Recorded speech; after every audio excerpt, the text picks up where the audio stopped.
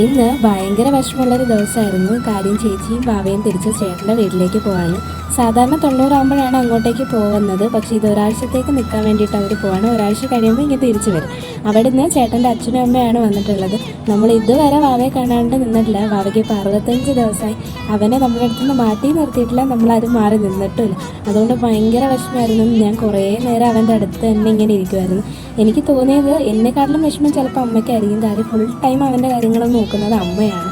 അമ്മയോടാണ് അവ ഉറങ്ങുന്നത്. ഒരു സീൻ കണ്ടപ്പോൾ ഞാൻ വിചാരിച്ചു അമ്മ ഉറപ്പായിട്ടും കരയുമെന്ന്. പക്ഷെ അമ്മ കരയാണ്ട് പിടിച്ചു വന്നിട്ടുണ്ടായിരുന്നു.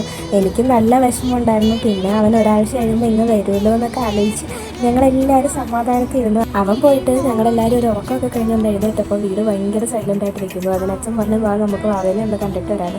കേട്ടോ അത് ഞങ്ങൾ രണ്ടുപേരുടെ കയറിയിരുന്നു. അങ്ങനെ അവിടെ എത്തിയപ്പോൾ അവൻ നല്ല ഉറക്കമായിരുന്നു. പിന്നെ എഴുന്നേറ്റ് കരച്ചിലായി. അങ്ങനെ നമ്മൾ കുറച്ച് നേരം ഒന്ന് നിന്നിട്ട് തിരിച്ചറിഞ്ഞു. അവിടെ കണ്ടു കഴിഞ്ഞപ്പോൾ ഞങ്ങളെല്ലാം ഹാപ്പിയായി. അപ്പോൾ ഓക്കെ, ബൈ, നെക്സ്റ്റ് വീഡിയോയിൽ കാണാം.